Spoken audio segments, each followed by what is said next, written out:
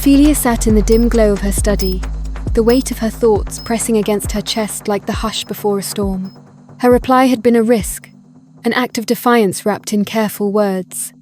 She had known it even as she wrote it, her fingers hovering over the keyboard, aware that each sentence was a thread she was weaving into something she could not yet name. She had laid bare the war within her, the pull of deep connection and the terror of losing herself within it. And then, he had responded, not with frustration, not with retreat, but with understanding. His words had been measured, steadying. They had not demanded nor recoiled.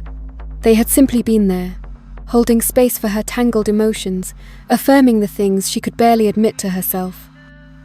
Relief had come quickly, like an exhale she hadn't realized she'd been holding.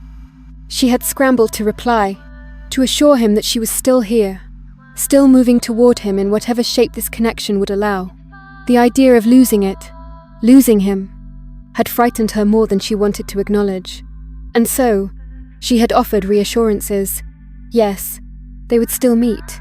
Yes, she would be gone, but not forever. It was a careful promise, a quiet plea. Don't misinterpret my distance. Don't leave. She had not expected this.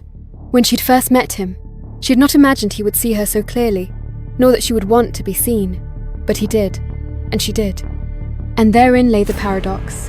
Because the moment she felt fully seen, fully known, something inside her recoiled, afraid of what it meant.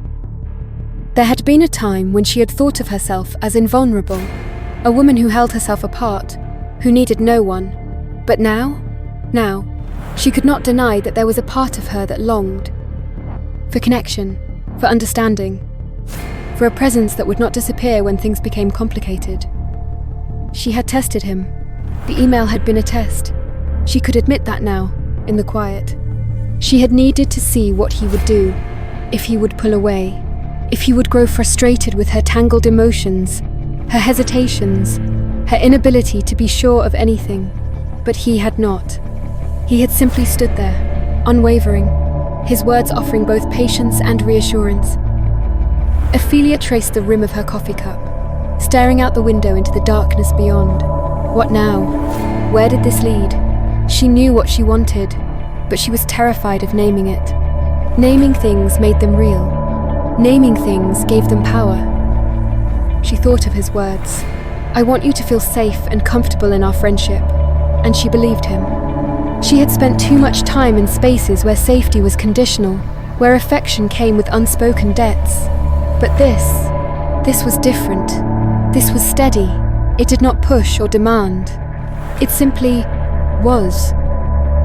And so she would take another step forward, slowly, carefully, testing the waters but not turning away, because for the first time in a long time, she felt something close to hope.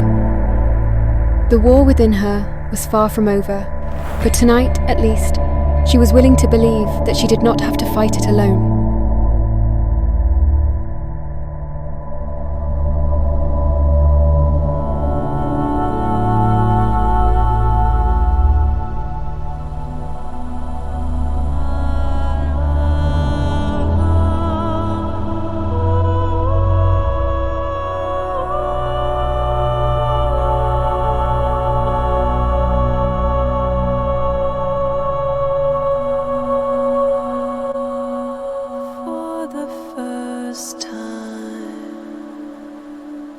I'm not alone.